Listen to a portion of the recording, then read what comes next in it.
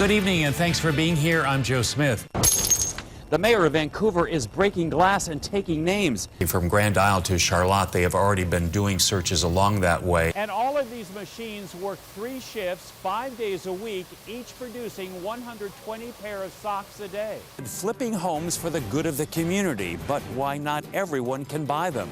Once you're gone, what happens to your online digital footprint? The smoke has changed dramatically now to white, a good indication that they have this under control. After today, the company will no longer provide health care for striking workers. There is a lot of screaming, a lot of interrupting, a lot of back and forth. Is this really for him about influence going forward, knowing that he's not going to be the nominee? Continuing coverage now on the ongoing Fairpoint strike. After today, the company will no longer provide health care for striking workers. If someone wins, it will be a life changer, and they'll find out how many new relatives they have. And I understand that there is a red Solo cup around that area as well.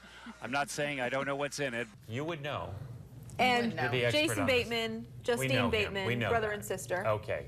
Family ties. Just had to. Yes. Just Nicole had to clear. Richie's father. Nicole Richie's father. Kevin Bacon. A big night, as you heard, in Burlington politics.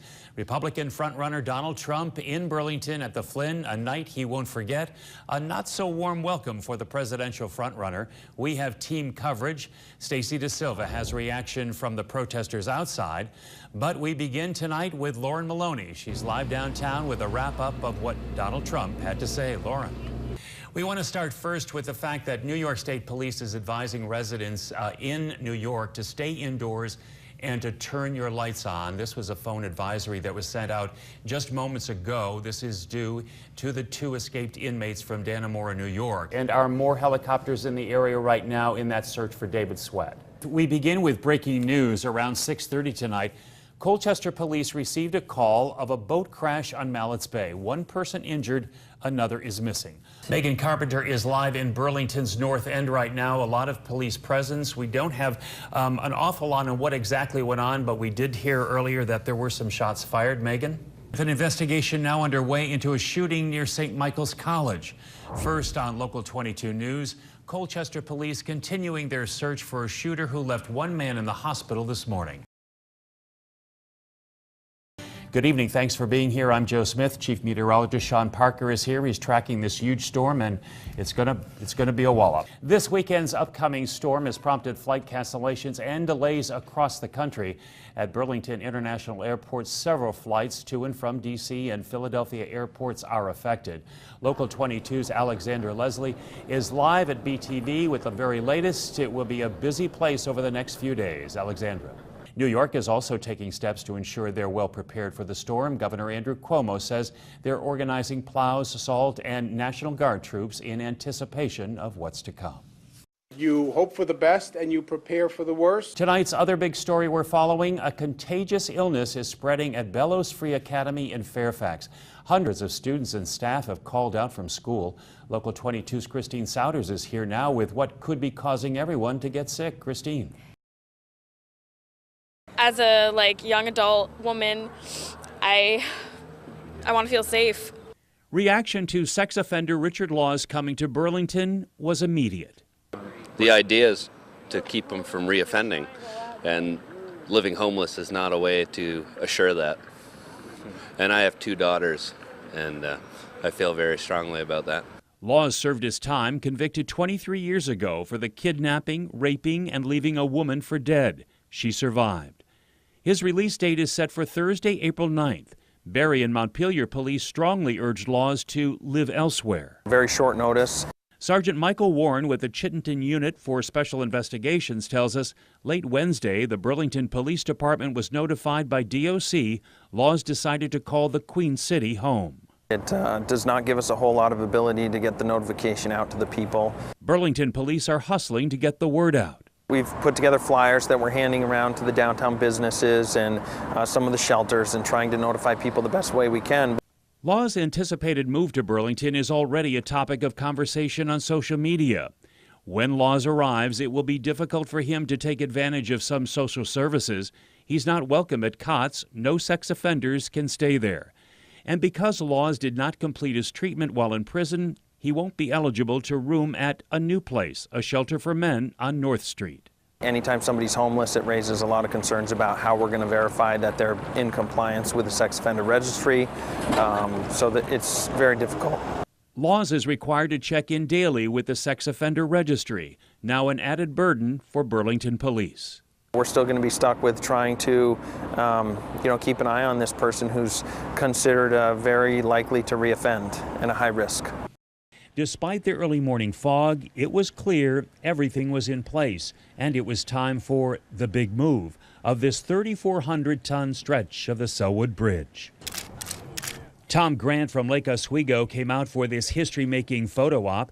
He and his wife have been following the bridge move's progress for over a year. It's a huge endeavor to plan and make something this complex come off without a hitch. Hey, where else are you going to see a bridge that wide being moved? Not too many places. It's one of the longest bridge parts ever moved. How is this going to happen? The 1,100-foot truss span must move in an exact straight line. We're using some lasers to keep it aligned.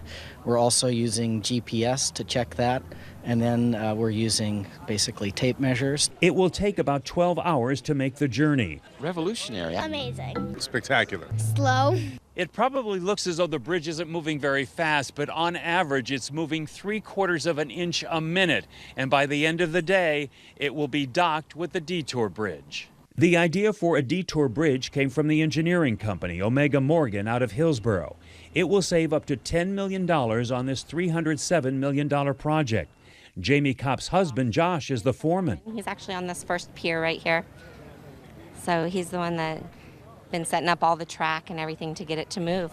So it's been awesome. The big move has become an event, a celebration starting at the Oaks Pioneer Church just up the street.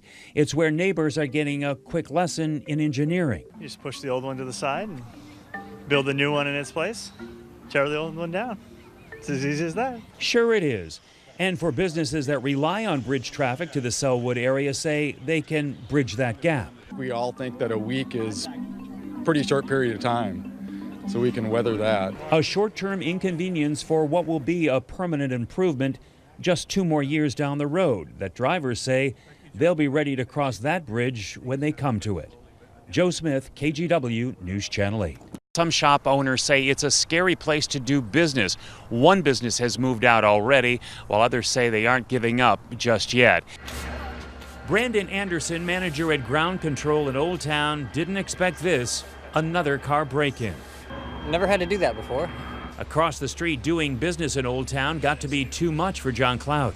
So it was just, it's kind of a messy place down here. So, After 2 years, Cloud closed his record shop and moved it to 28th in Northeast Flanders. Drug dealing, parking, and abusive street people were factors. It really was a day-to-day kind of like battle in that sort of way.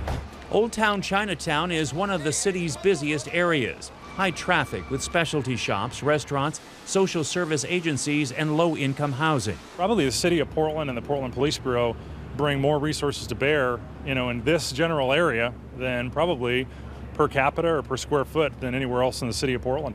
Some businesses, including Hamburger Mary's owners, want to see more police presence here. When you have more police on the streets, you tend to have less crime. Since moving to Old Town 10 months ago, co-owner Ian Cook says crime has escalated. We're dealing with drug deals, crack smoking, drug usage openly in daylight, which baffles me.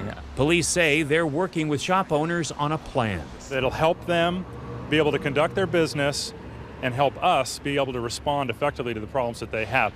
Meanwhile, more investment is being made in the area by the Portland Development Commission. There's been between 20 and 30 million that's been invested over the last 5 years.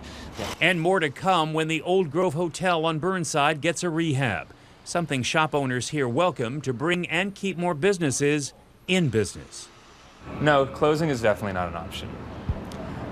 Fighting this is our option. What are they made out of, sand? The sharks began to circle. Liz was tanking. They didn't take her bait. So I'm out. I'm out. So I'm out. I'm out. No deal. It's the way the cookie crumbles, almost. Actually, we doubled the year after being on Shark Tank, so that was huge, and we had to add on people and space and warehouse. Now, several years later, Liz is still making a difference. The TV show producers checking in wanted her back for Beyond the Tank. It's not scary facing the sharks. It's just a real, like a recap on what's happened since. Have you been successful? Successful? Yes. Liz Lovely is now a national company, but it didn't come without facing some life-changing challenges. You know, going through a divorce, being a single parent, juggling, the business and all of that together. For 3 days, a 10-person Beyond the Tank crew followed Liz to tell her story beyond the odds. They were all through my house, my business, and when they left, I was like, where is my posse? So while swimming with the sharks can mean tanking, sometimes losing the deal becomes the best deal of all. It was a really big year for me and learning, and it's been good. It's been crazy, but good. Sometimes it's better not to win.